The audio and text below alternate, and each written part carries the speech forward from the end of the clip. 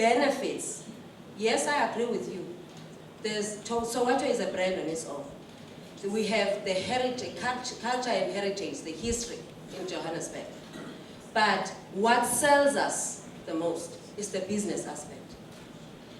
So leisure tourism benefits from the business tourism aspect. So I'm not saying we don't have, we do, but what is our catch? Thank you.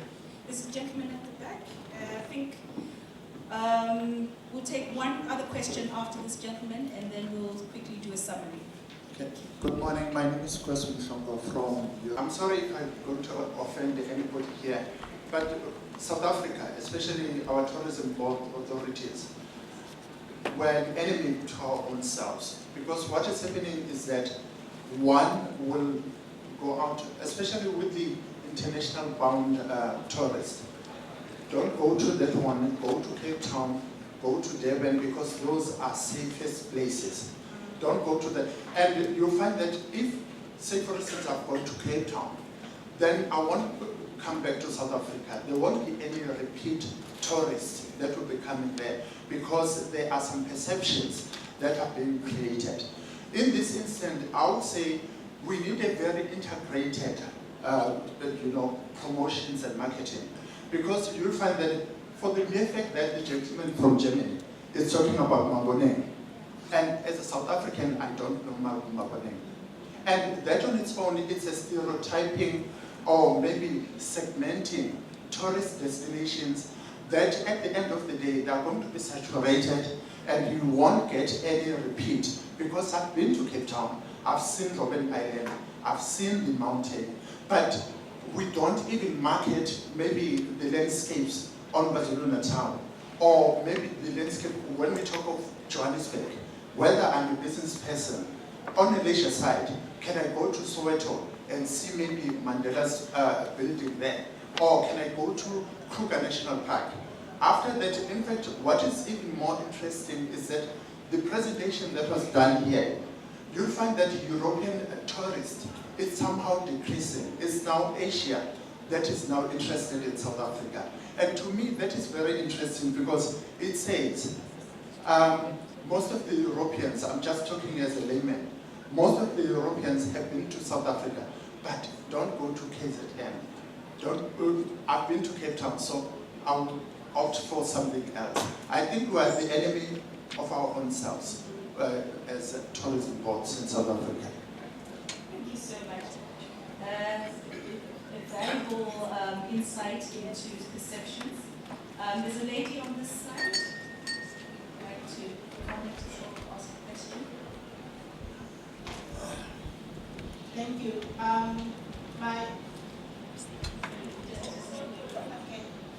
Morning. I'm INDABA from Buffalo City. It's not a question, but it's kind of a comment and a plea. Currently in South Africa, there are 3 big cities, that is Joburg, Cape Town, and Durban. But in between, you have smaller cities who have not benefited the same way as those big cities have benefited. Can the big cities consider adopting smaller cities and work with them so that they can also grow them? And we must remember, at some stage, Cape Town is already known by a whole lot of tourists, but they are looking for more experience. How about extending that to other smaller cities so that you grow the cake for the country, not only for the bigger cities? Thank you.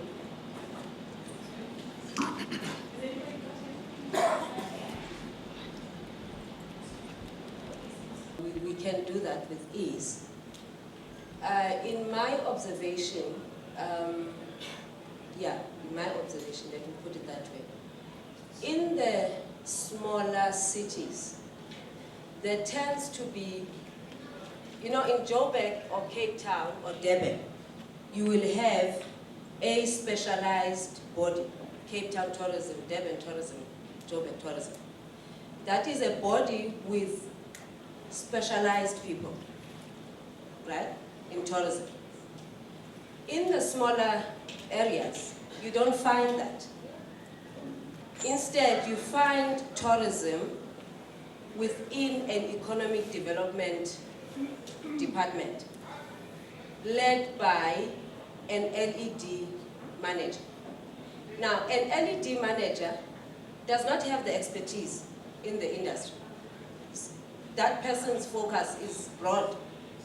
So for them, when you talk tourism, the only thing that rings, it will be about having a BNB. That's all they can think of. Assist the person to have a BNB. The person wants to start a business in tourism, can be a tour operator, it can be, right? So you don't get that broad understanding about the industry within an LED office. So that is the challenge that tends to be there. And whereas within the bigger cities, as I said earlier, we have specialized people in the form of the Cape Town tourism, Durban tourism, who, if somebody comes in, as Enver was saying earlier, a person will say, I want to start a BNB here. He will ask that person, but why there? But in an LED environment, you don't get that kind of feedback. So yes, I do understand the challenges that the small cities that do not have what we have are facing. And it's something that we as the bigger cities can assist in pointing a finger to say, have this kind of body, or have somebody who has specialized in this. Thank you so much. I think that was the last question we had. What we're going to do is I will just sort of wrap up, and then we must thank the panelists who are here, who have contributed extensively to our opening our discussion, talking about the first 20 years of change in the landscape of tourism in South Africa, the transformation, etc. There's nothing else coming from the audience? Okay, yes. Sorry, Nobulelo.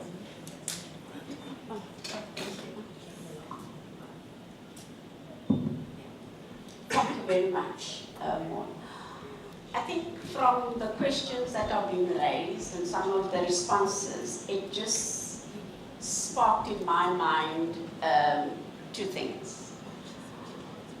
The first, from the input and comments that Perisa made in terms of the understanding or lack thereof of local government's role in tourism and that relationship between the Bureau in the main street.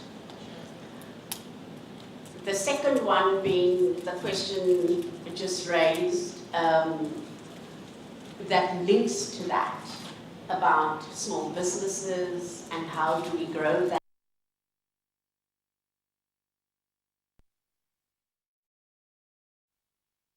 Businesses. And so I have a saying that says it's strange how we don't learn from nature in terms of how nature evolves and how nature does things. You don't have lion cubs raised by domestic animals. Lions raise lion cubs. And that then for me puts the focus back on business, big business, in terms of their role in nurturing small businesses and then growing that pie and then leading to that conversion. Thank you. Sort of in summarizing, and Nobulelo has brought a lot of the summary into play here. I think in this session we have seen the global figures and the Africa's figures and South Africa's figures. We've seen where South Africa has evolved in the last 20 years. We've seen jobs created. We've seen skills development. We have seen infrastructure development having occurred against a need. We have seen our interaction getting back onto, into the playing field with the rest of the continent, with the rest of the world, post-1994. We've heard about SMME development. We've heard about destination management companies that have been set up in the cities. We've also heard a lot from our colleagues who have a very old brand that they have developed, and as time has gone by, they've been evolving as challenges have come, as circumstances have been faced. And I think this afternoon, when we come through and we spend the next hour or so speaking about post, the 20 years, going into the next 20 years, we've had a very good foundation that's been set up for us. I think for me personally, I have seen such an interesting discussion. I've picked up a couple of points that I would even like as an individual to engage with some of the parties who've been here, whether it's you in the audience and whether it's the panelists. But I think, this has been an amazing discussion. It's been lengthy, but it's been worthwhile. And we cannot walk away from thanking the 4 panelists who sat here, and the lady who was here earlier on, Gillian, who have contributed so much to this first session. And to Pelisa, to Murithi, to Enva, and to Lisa Ann, we are truly grateful. Thank you for taking off your time. Thank you for presenting and answering these questions and giving us an insight into your journey within the tourism sector over the last 20 years. And it is our hope and desire that you'll be with us in the afternoon to hear about some of the points and some of the solutions, or sort of little tidbits that we can use going into the next 20 years. I think it's all important for us to give them a round of applause and thank them very, very much.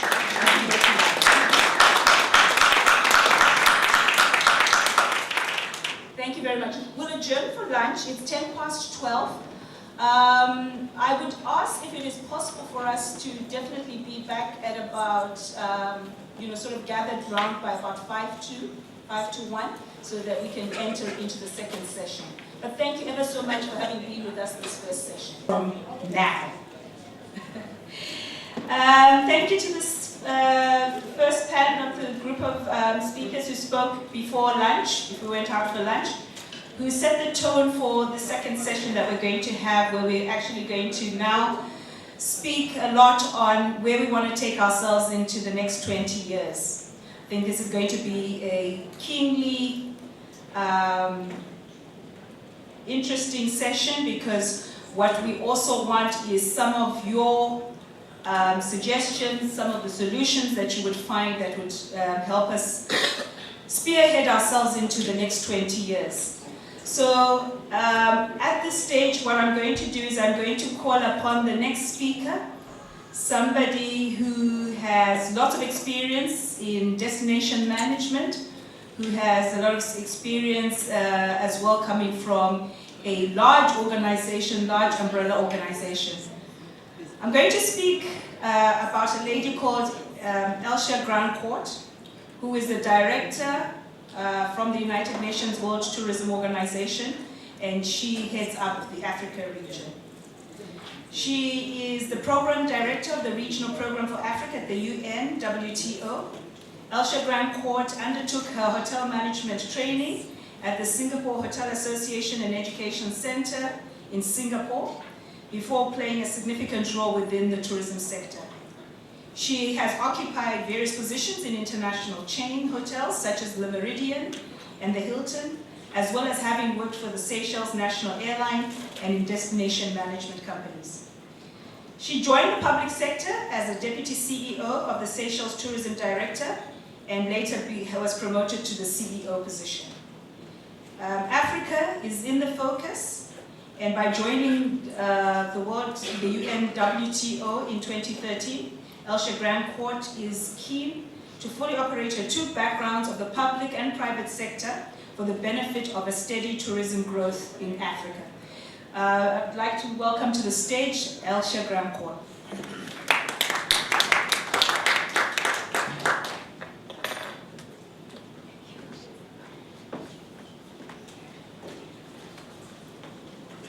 Thank you, Maud. Good afternoon, everybody. I need some help probably in putting on.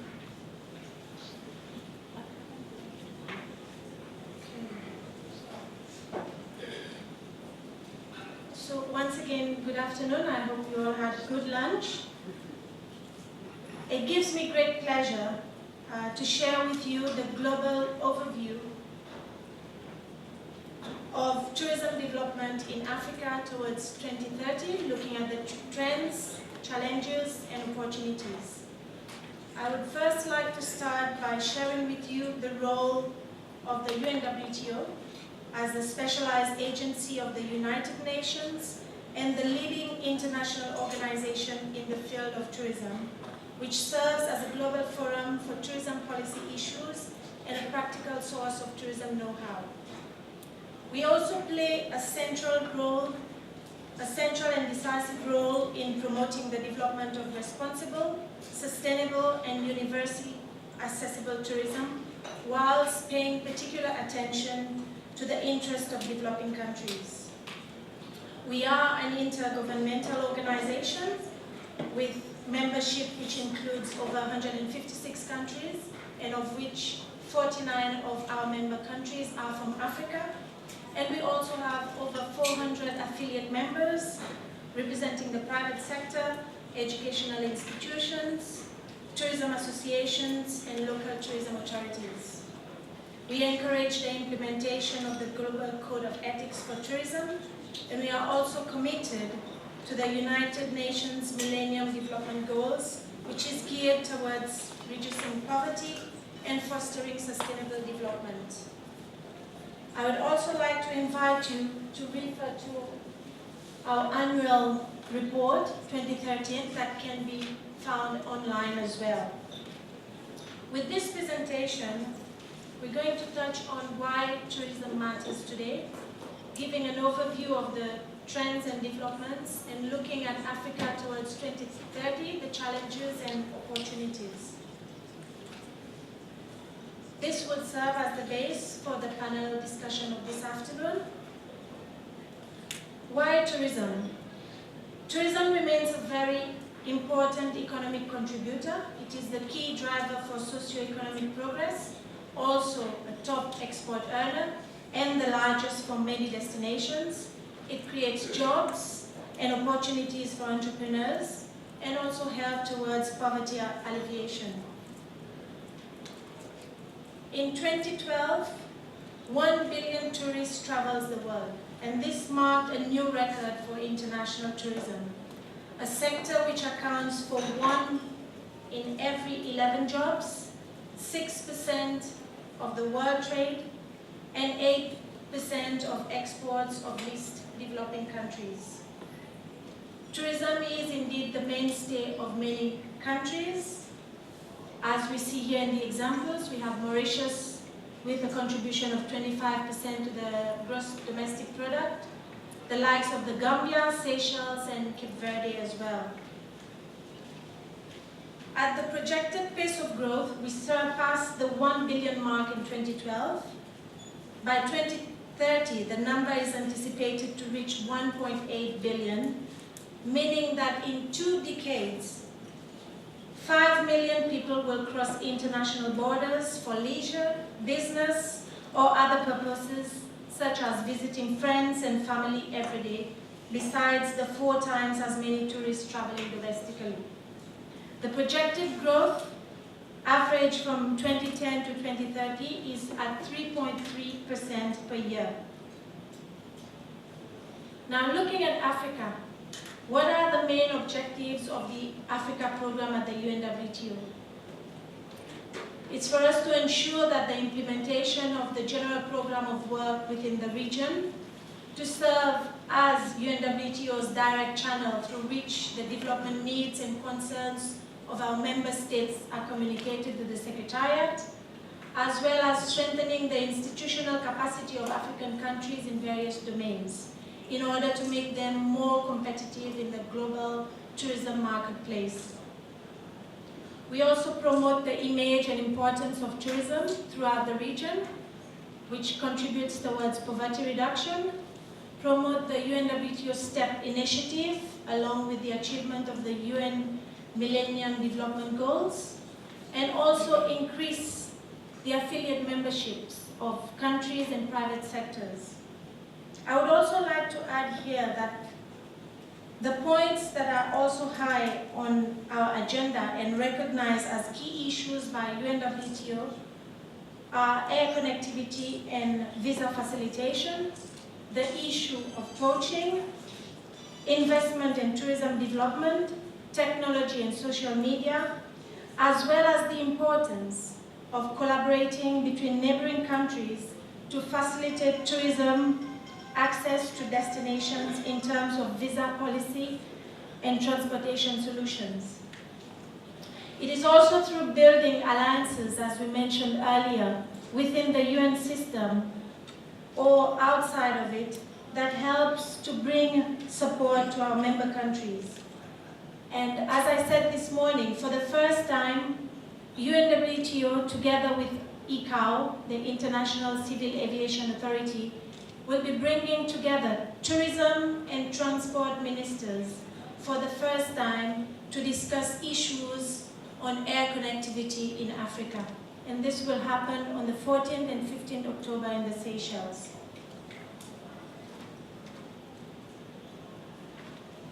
Now, looking at international tourist arrivals for Africa, it will continue to grow by 5% a year on average, and Africa is expected to double more its arrivals in 2030 from 50 million to 134 million. As we can see,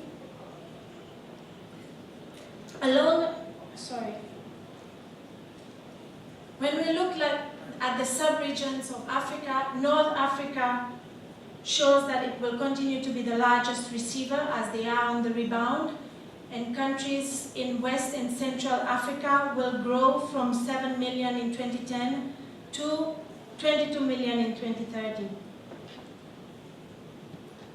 Along with opportunities, challenges also arises in maximizing social and economic benefits. Towards 2030, tourism towards 2030 shows that there is still a great potential for further expansion.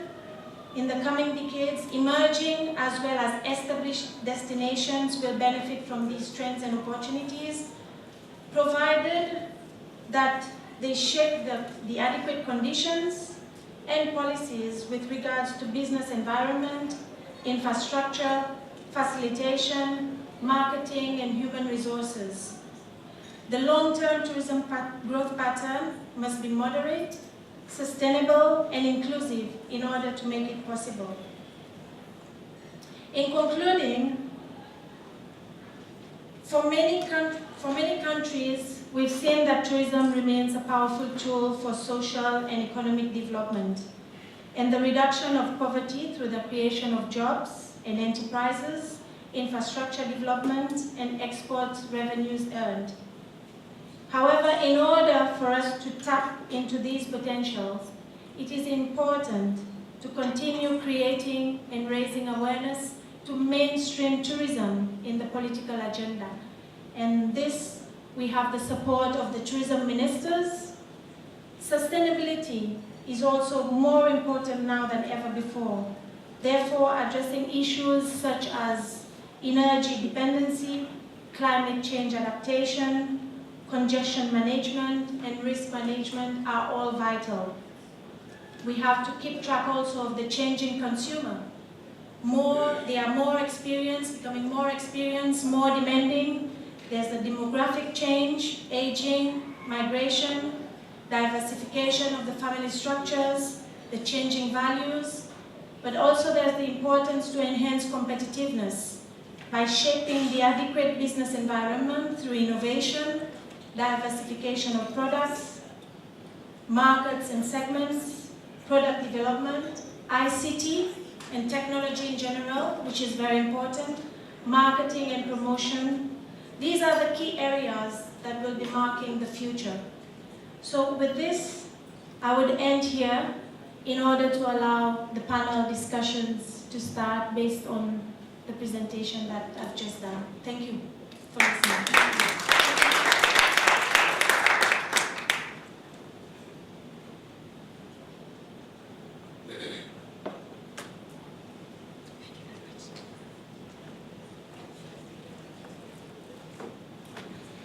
Thank you very much. That was a presentation that came through from the UNWTO, and it's always wonderful for us to have the presence of a large body here, recognizing as well the role that Africa plays in tourism and the road that we're walking together. At this juncture, I'd like to call the next speakers, the next panel group. And the first person I'd like to call up onto the stage is Jennifer Schief. Jennifer is the executive director of an organization called Fair Trade Tourism. She is a national and internationally recognized fair trade advocate and a sustainable tourism expert who has led the organization since its inception in July 2001. She holds a number of academic qualifications in economics from Georgetown, in history from Boston University, social anthropology from the University of Chicago, and business admin from the University of South Africa. Prior to embarking on her career in tourism development, Jennifer worked in academia in South Africa and the US. She still lectures occasionally on responsible tourism and is the architect of many training programs on sustainable tourism. She serves on various boards and on behalf of FTT and in her personal capacity, including the Tourism Business Council of South Africa, Fair Trade Label South Africa, the Global Sustainable Tourism Council, and the International Tourism Child Protection Code of Conduct. In 2002 and again in 2003, Jennifer was recognized by the Ashoka Citizens Base Initiative for excellence in non-profit resource mobilization. She lives in Pretoria. Okay, I think that's more personal. We'll leave that for everybody to read. But thank you ever so much, and we welcome Jennifer to the stage. Thank you.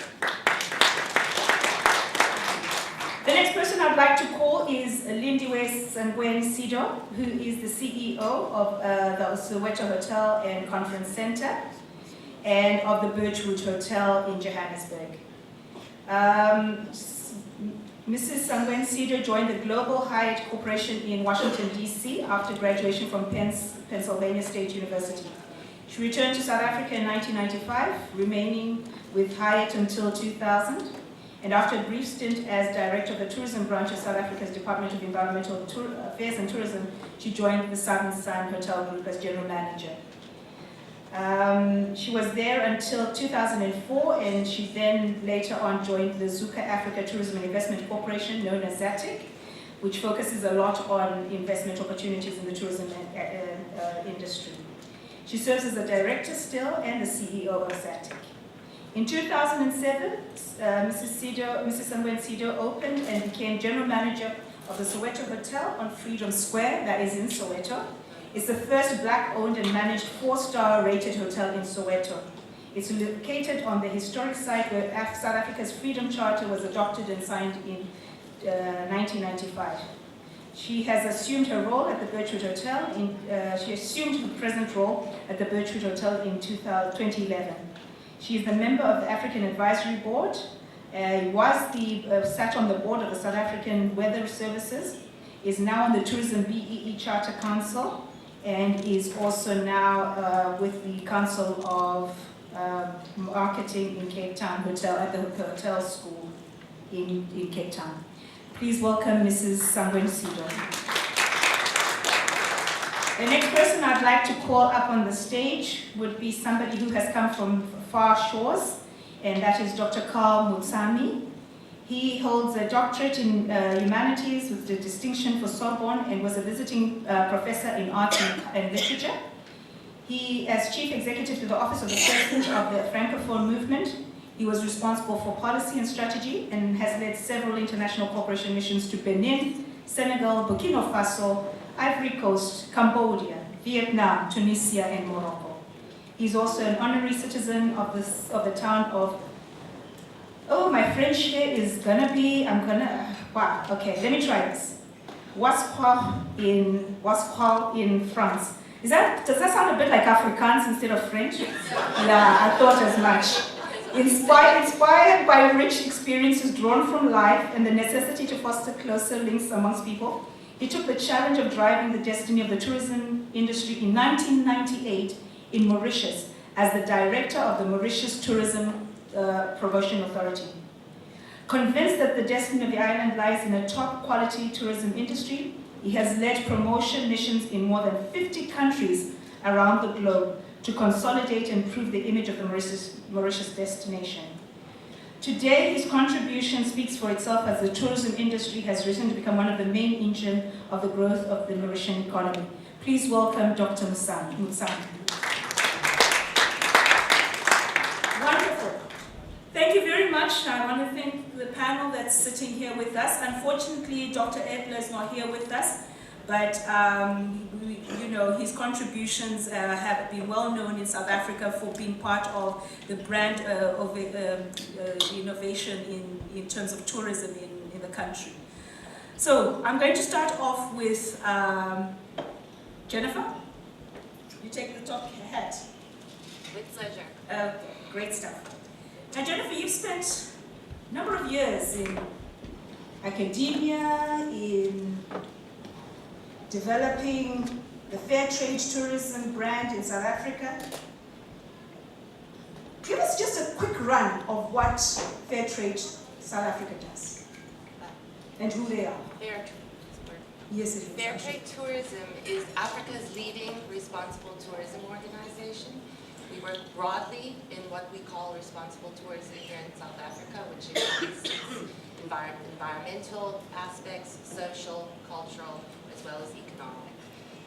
And our niche is that we've created a standard for sustainable or responsible tourism, which is based on the international movement of fair trade, which is about consumers, mostly in Europe, buying fairly traded products as a way to support disadvantaged producers in the South.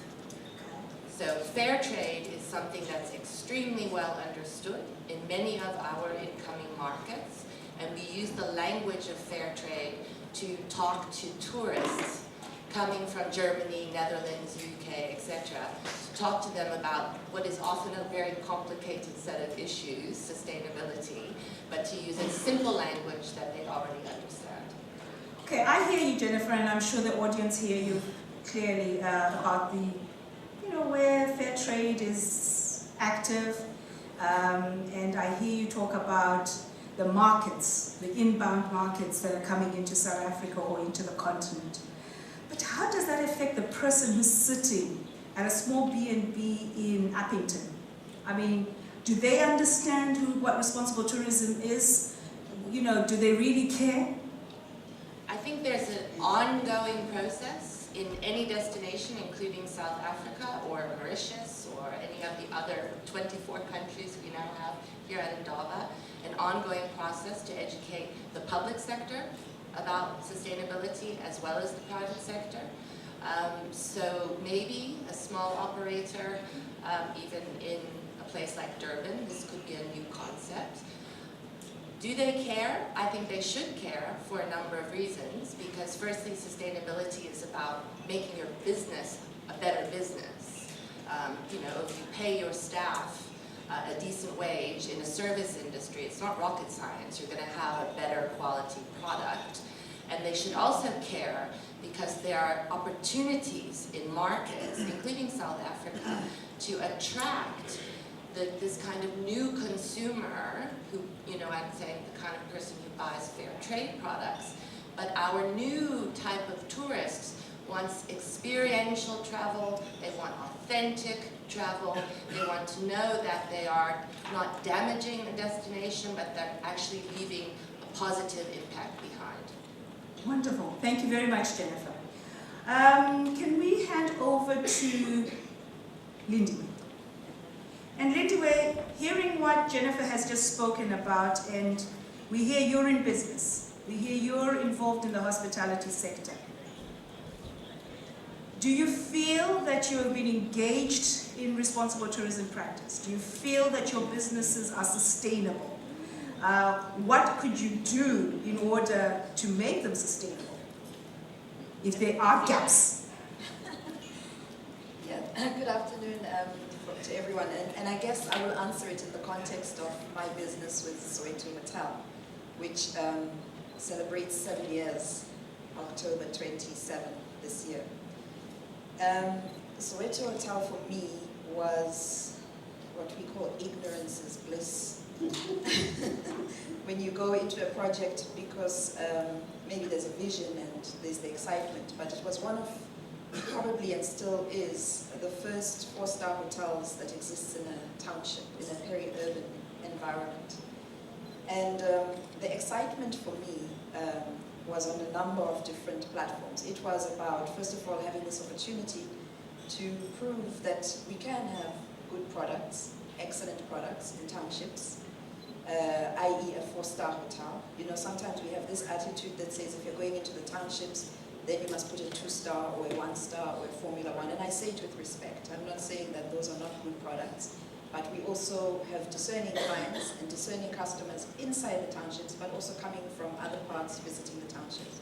So it was one of those projects. Soweto Hotel is on a heritage site that celebrates the signing of the Freedom Charter in 1955. So there's a very sentimental aura around its location, and the fact that it is one of the 8 heritage sites, or maybe national heritage site, that was discussed in the earlier presentation by Gillian. So there is that excitement in that backdrop, but the reality is, it is in a marketplace. I don't think there's another hotel in this whole country that sits flat bang in the middle of a traditional market. And I'm not talking about Pick and Pay, I'm talking about an outdoor market. And that adds on to the allure. It is right opposite the Kliptown community, which is a highly impoverished community of Soweto. And so when it comes to the question of responsible tourism, the first dilemma I had when I put that hotel there was, how do you put a 4-star hotel in the middle of poverty? But I quickly answered that question by realizing what it was going to do and what we were going to achieve. The most obvious thing was the job creation. So immediately, the community saw their children and their young people being employed. It's not a big hotel, it's a 48-room hotel, a couple of boardrooms, etc. But I'll tell you, there is nothing that makes a difference in the life of anybody just to have one community member having one job. So 50 jobs, with most of those people coming from Soweto, made a big difference. That was the first part. The second thing was, it was exciting to walk out and realize that the market could actually become part of my cooking and cuisine experience in the hotel, where we even created recipes, you know, the Kliptown salad, which is the aubergines and the onions and many other vegetables bought there from the market women. Immediately, they saw themselves as part of the hotel. The chef walking out there every day. And I'm giving very simple, practical things, but this is responsible tourism. Yeah. The community starts seeing themselves being part of this value chain. Security services. I wasn't going to go to ADT in town. I came to the community and said, who are the best service providers for me to have a secure hotel? I have international clients who think they're going to get mugged as they drive in. You better make this hotel the safest hotel in the townships. With that, just the community seeing one of their own entities being part of that value chain. Now you must also remember that there was a lot of school fees, and I'm still paying school fees for being a trailblazer. You get a security company that has never done hospitality. They're a security company, but they don't know the intricacies of what it is to secure a hotel. And so therein started my role of enterprise development, walking together with the security company and saying, this is how we're going to do it together. And watching this entity grow, because I now became one of the references on their profile. That's responsible tourism. Training of learners. We can't have many staff members because we are a small hotel, and I also have to sustain and make sure that we are running a profitable entity. So it's also not about just providing jobs endlessly, but there are creative ways that you can also make sure your workforce is the right size, but at the same time being a training ground for the skills development of hospitality skills in the industry. The number of learners that have come through that hotel and are now working in top 5-star hotels in Sandton makes me very proud, because we are part of that value chain of training of young people. I could go on and on, but you know, FTTSA, which Jennifer represents, is an important entity in our environment. They've come into the hotel, they've done the assessment, And in that assessment, they're very, very thorough in sort of, first of all, making sure, does Soweto Hotel qualify? And we qualify to be a fair trade in South Africa product, meaning that we go through, they look at our policies, they make sure that we have fair labor policies, they look at our supplier chain, and so on and so on. Meaning that I think without ever even thinking about it in great detail, we just very naturally became a responsible tourism entity. Wonderful, thank you ever so much, and that was nice detail to where you sit in terms of responsible tourism and making sure that development happens within the community where you are situated.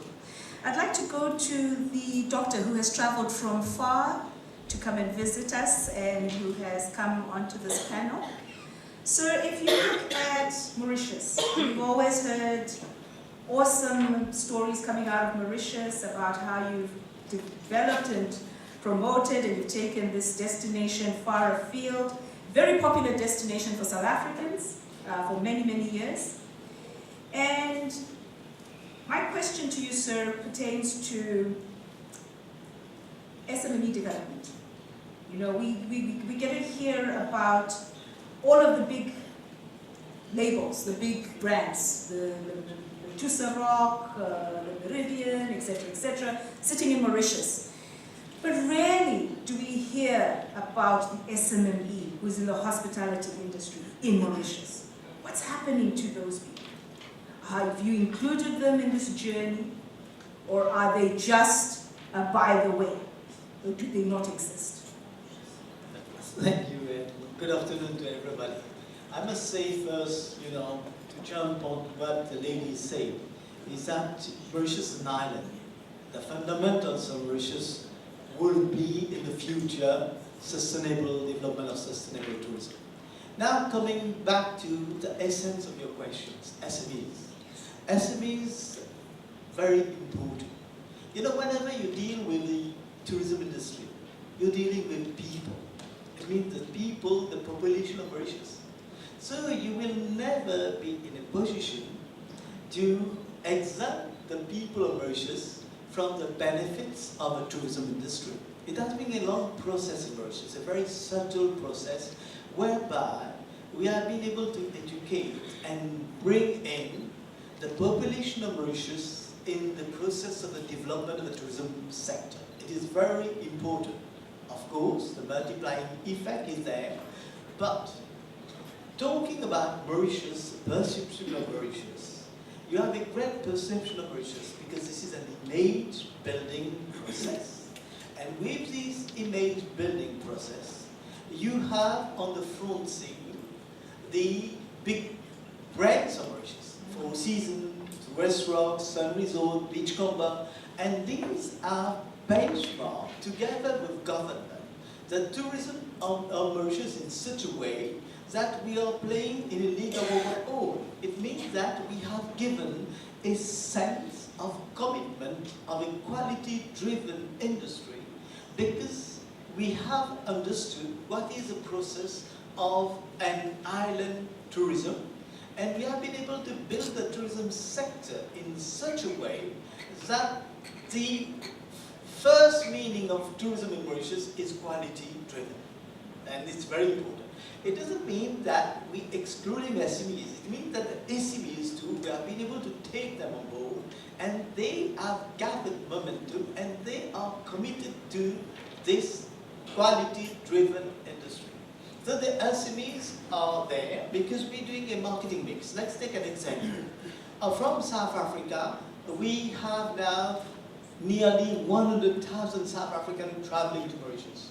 We have nearly more than 100,000, 143,000 people coming from Réunion going to Mauritius. So we have been able to develop the big brands of Mauritius, which is the image building and the philosophy behind, and then you have a marketing mix whereby you have 3 stars, 2 stars hotels, and a series of bungalows and other accommodations which fit in everybody, the SMEs. It is very important because you will never in a country say that I'm exempting these SMEs, because these SMEs bring to your industry what I call the emotional side. Whenever you need to go to a big hotels, a big branch restaurant, or you need to go through the country. So whenever you go to the country, you need to feel that you've been welcomed.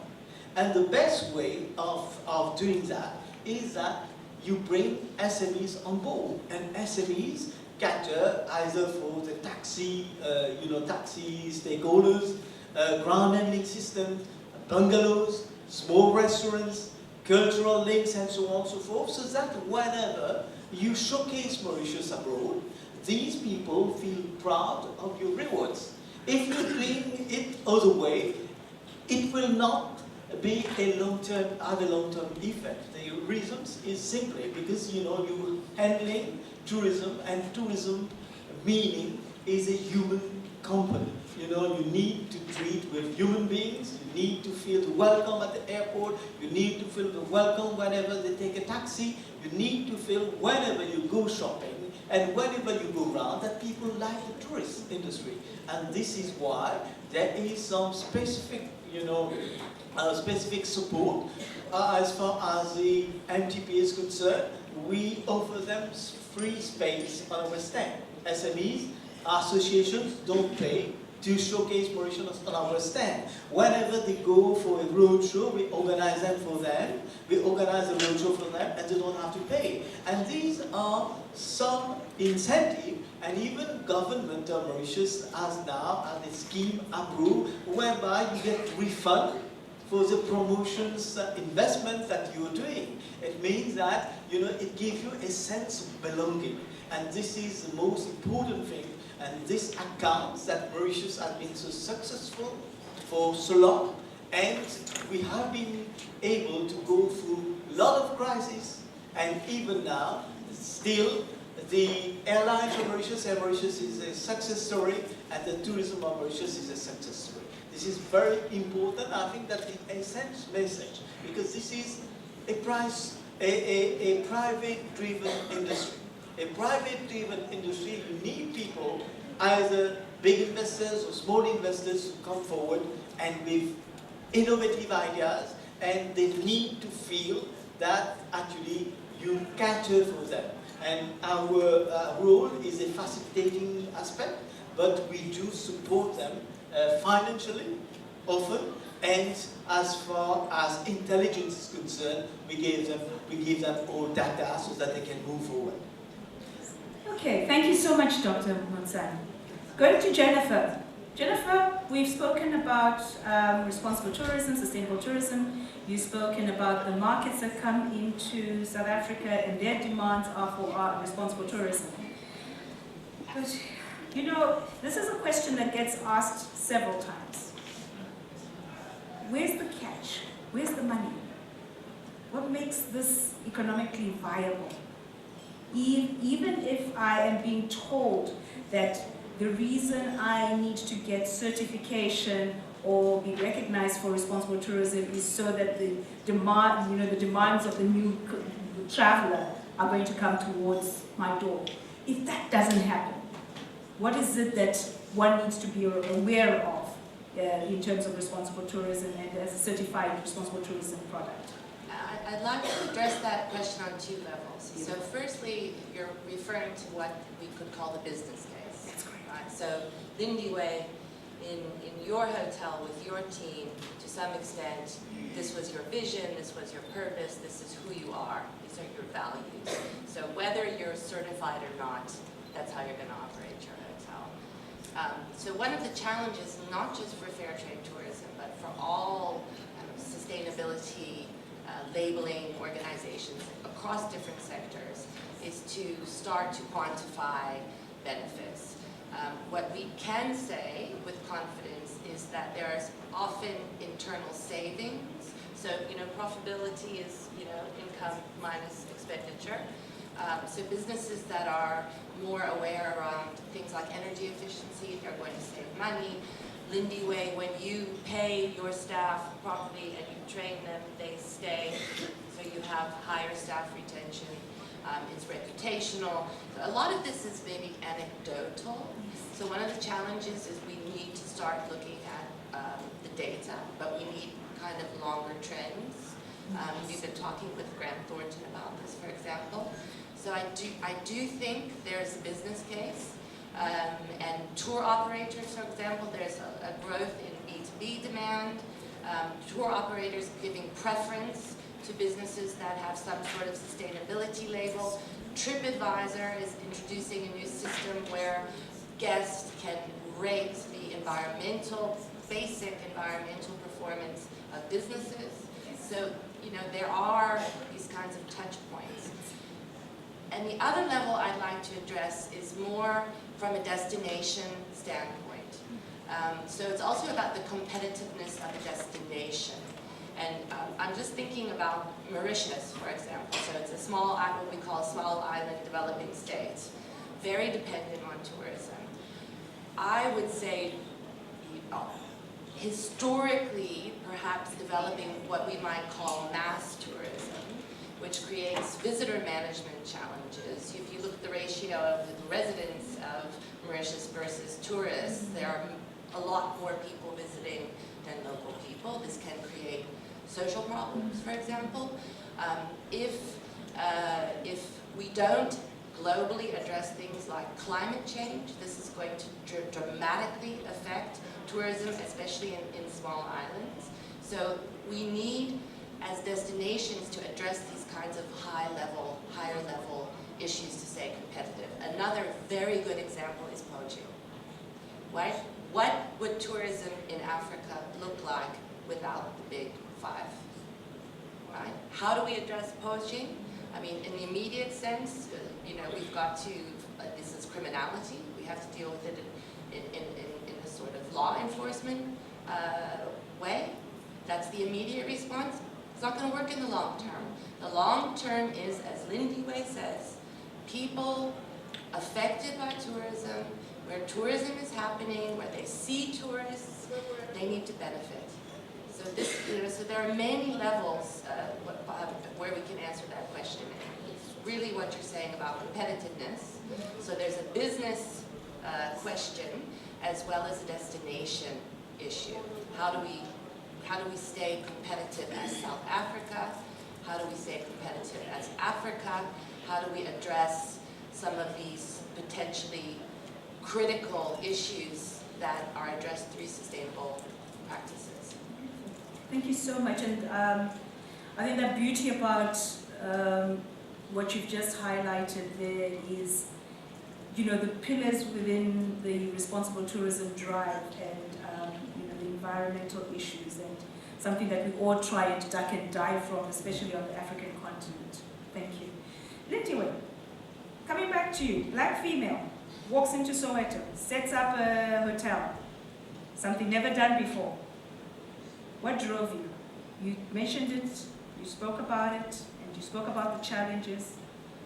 But tell us a bit more about yourself, because business for any person, male or female, whatever racial background, can be tough. But we also face other different challenges as well, being female and black. Yeah. When Gillian was speaking earlier on this morning, and I don't know how many people in the audience were here for the first session, I realized how old I was. Because I related to everything she spoke about, meaning as she went over the last 20 years, I was able to say, wow, 19 of those years have been my journey.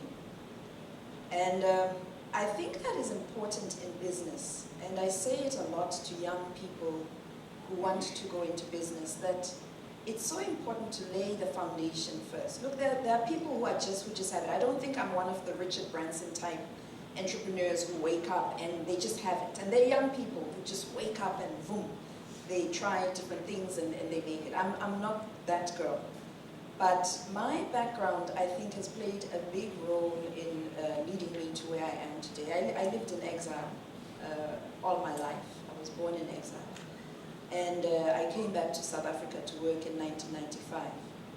But in my time living on the continent in exile, I realized that that was actually the beginning of my own tourism experience.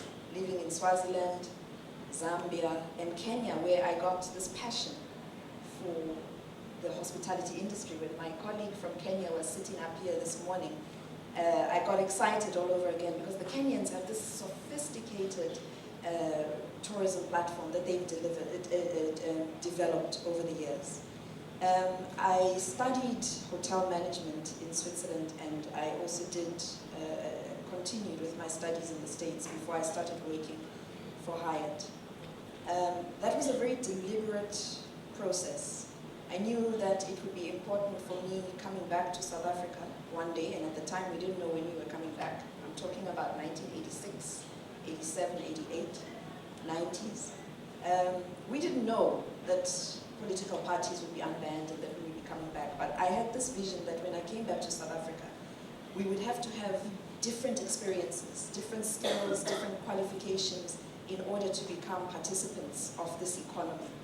When I told my father that I was going to be in the hotel industry, he was devastated because his context as a South African growing up under apartheid was that I would be peeling potatoes and pouring coffee for the rest of my life.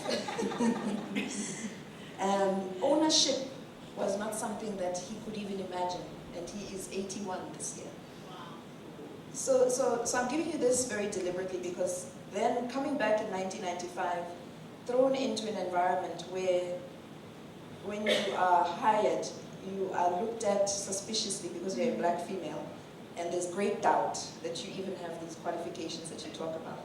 So even though I walked in with my big baggage of international qualifications, I probably had to work twice as hard as everyone to prove that I deserved my role and my position. I very quickly rose in the Hyatt that opened in Rosebank in 1995 from a very junior position to sitting on the executive committee. And for a long time I sat as the only lonely black woman amidst many white counterparts. But that was never a point of pride for me. It always drove me to say, how are we going to make sure that we have many more Lindies coming through the system? What is it that those of us who are sitting in these positions can do to become mentors, and so on and so on? I worked for the Department of Environmental Affairs and Tourism, so when Gillian was talking about how there were 0 ministry employees in 1994, and suddenly 562, is that what she said? 26? Now in 2013, I was one of those statistics, having worked as a Chief Director for Tourism Support. And that showed me South Africa in a different context. Suddenly my world of the hotel industry was broadened. This beautiful country that had just so many different experiences, that you could be in a 5-star hotel in Sandton or in Graf Renet, gazing at the stars from a very simple B&B experience, and so on. So coming to 2004, when I felt ready to go into business, my push into business was on the basis of readiness. There was a feeling in me that I've got the experience, I've had the qualifications, there were a lot of unknown factors. I've never been a business person, but I felt that I was ready, notwithstanding something that hasn't been talked about today. The platform of black economic empowerment that has been set by the policies of this country. We must never underestimate what that has done for many people, black and white, ironically. Because that platform said to me and to many other people, you can do it. There is an environment that says we need black management and ownership, and there is a backdrop that will enable this. So I certainly recognize when that part of our policy was implemented, that was saying this is the platform that many more of us will come through. The Soweto opportunity came through as an advert in the Sowetan. It was advertised by the city of Johannesburg, which Pilisa works for. And they were looking for, listen to this, a black, preferably female, hotel qualified operator to develop and own a hotel in Soweto. And I read it again and I said, I think that's me. So that really was what drove me there.